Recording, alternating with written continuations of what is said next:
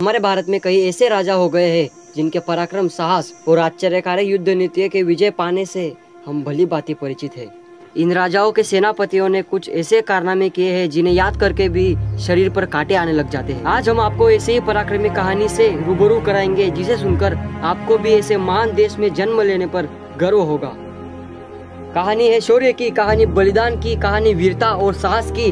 कहानी है छत्रपति शिवाजी महाराज के उन 7 मावड़ों की जो अपने राजा के लिए, अपने देश के लिए, अपने स्वराज्य के लिए 30,000 मुगलों से भिड़ गए। बात उस समय की है जब छत्रपति शिवाजी महाराज ने अफजल खान का संहार किया। तब छत्रपति शिवाजी महाराज का नाम सुनकर ही आदिलशाही हुकूमत कांप उठती थी। अफजल खान के मृत्यु के बाद कोई भी छत्रपति शिवाजी महाराज को पकड़ने की बात आती तब सभी पीछे हट जाते। मुगलों के लिए छत्रपति शिवाजी महाराज को हराना बहुत ही मुश्किल था और बहुत जरूरी भी था। इसीलिए एक पठान को छत्रपति शिवाजी महाराज को पकड़ने का काम दिया गया। उस पठान का नाम सरदार अब्दुल करीम बहलोल खान था। आदिलशाही फौज में इसे दूसरा अफजल खान भी कहा जाता था। वो हाथी, घोड़े, वो हजारों की सेना के साथ स्वराज्य पर धावा बोलने के लिए सज्ज था। और जब ये बात छत्रपति शिवाजी महाराज को पता चली तब उन्होंने ठान लिया कि इस राक्षस को स्वराज्य की सीमा पर ही हराना पड़ेगा।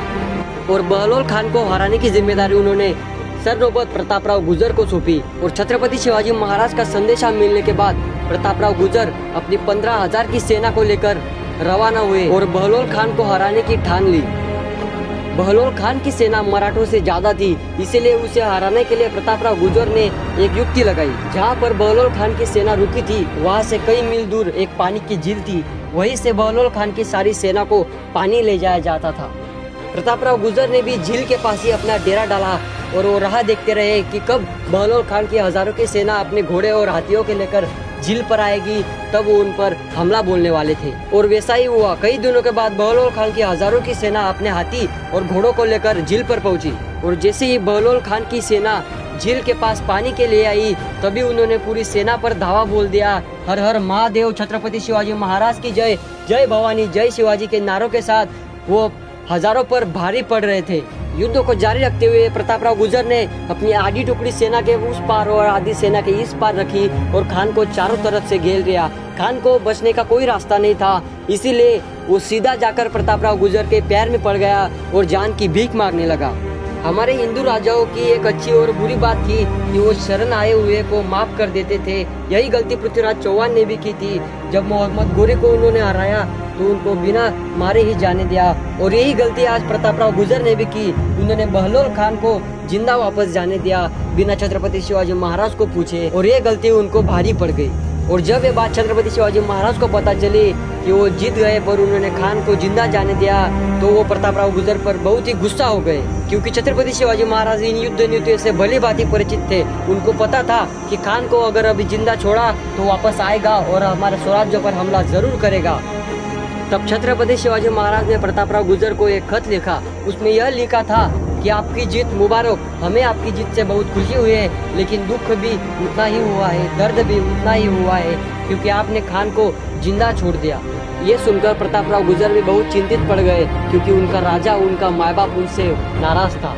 पर उनकी चिंता तब बढ़ी जब खान वापस लौटा और स्वराज्य पर हमला करने के लिए तैयार हुआ। इस बार वो कमजोर नहीं था, उसके पास 10,000 से बड़ी सेना 30,000 हो चुकी थी। और जब ये बात छत्रपति शिवाजी महाराज को पता चली तब उन्होंने प्रतापराव गुर्जर को दूसरा खत बहुत नाराजी से लिखा। उसमें लिखा था कि अब मुझे अपना मुंह तभी दिखाना जब तुम खान को मार दो।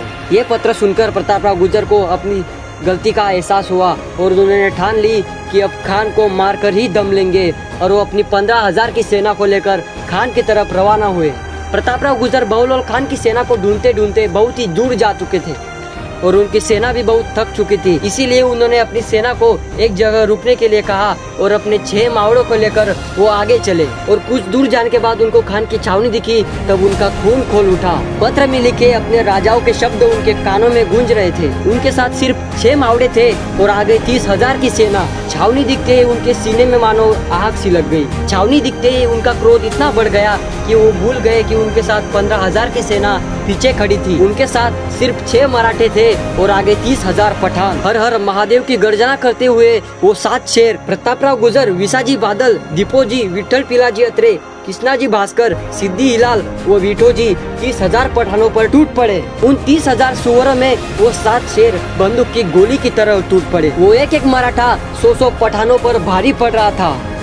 इन मराठों की ताकत देखकर वो बहलोल खान भी कांप उठा। उस दिन यह युद्ध नेसरी खिंड में हुआ और उन 7 शेरों के खून से नेसरी खिंड भी पावन हो गई। उस दिन वो 7 मराठे अपने राजा के लिए, अपने स्वराज्य के लिए खुशी खुशी बलिदान हो गए।